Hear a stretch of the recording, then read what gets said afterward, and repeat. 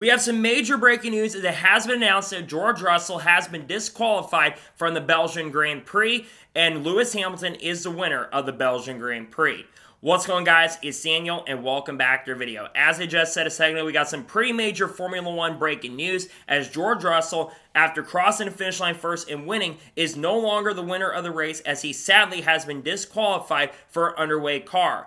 George Russell, like I said, had crossed the finish line first at this year's Belgian Grand Prix, and unfortunately it was a major oversight from Mercedes. They know that they had this major problem, and they were underweight by 1.5 kg. Now, George Russell had only done one pit stop in the entire race, while most drivers had done two pit stops, and they decided to go for the long strategy, and Lewis Hamilton nearly got the victory before the disqualification had happened. But this is a major oversight by them. This would have been George Russell's third career Formula 1 victory. Instead, George Russell is no longer the winner of this race. This is very unfortunate. I don't remember the last time we've seen a disqualification in Formula 1. I know in the NASCAR side of things, which is the thing I kind of usually cover, we had a disqualification for the winner at Pocono 2 years ago, where both Kyle Busch and Denny Hamlin were both disqualified for tape on the front of their cars, and Chase Elliott was awarded the win of that race. This is an absolute huge deal because, like I said, I know there was disqualification, I think, at Austin to Circuit Americas last year or 2 years ago, if I remember correctly, which I think awarded Logan Sargent a point last year,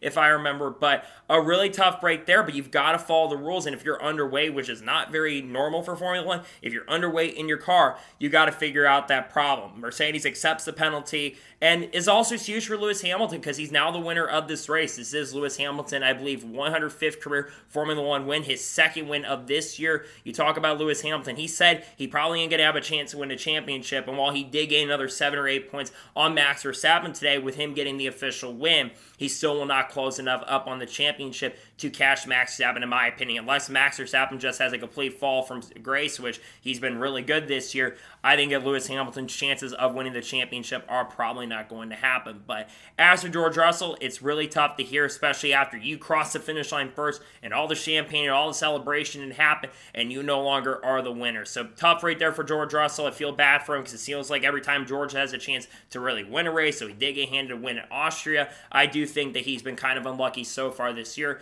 and it is a major and tough break there. This moves him to first place, that being, of course, Lewis Hamilton. I believe Charles Leclerc will finish, Oscar Piastri moves up to second, and Charles Leclerc moves to third. And I believe Max Verstappen is going to move up to fourth position. So overall for Max Verstappen, he gained some points on Lando Norris because of this. He already gained a few points, but he gains a few extra points. So the championship now is about 80 points going into the remainder of the year.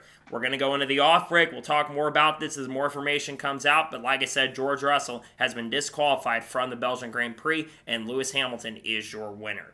So that is going to be today's special breaking news report. I want to thank you guys for watching. Please subscribe to the channel, notifications on, so if I win a video, it does go live on my channel. Follow me on Twitter, Facebook, and Instagram, and support on Patreon as well. Link description below that, and comment your thoughts below on today's episode. What are your thoughts about this disqualification? Let me know your thoughts in the comments below. Tomorrow on the channel, we have a NASCAR news video discussing news over the course of the last couple of days. We'll talk about potentially Hailie Deegan, talk about Shane Van Gisbergen, talk about other drivers like Kyle Busch as well. Then on Tuesday, we're probably going to have 10 drivers who could join Haas Factory in 2025. If any other major news breaks throughout the next couple of days, we'll discuss it live here on the channel.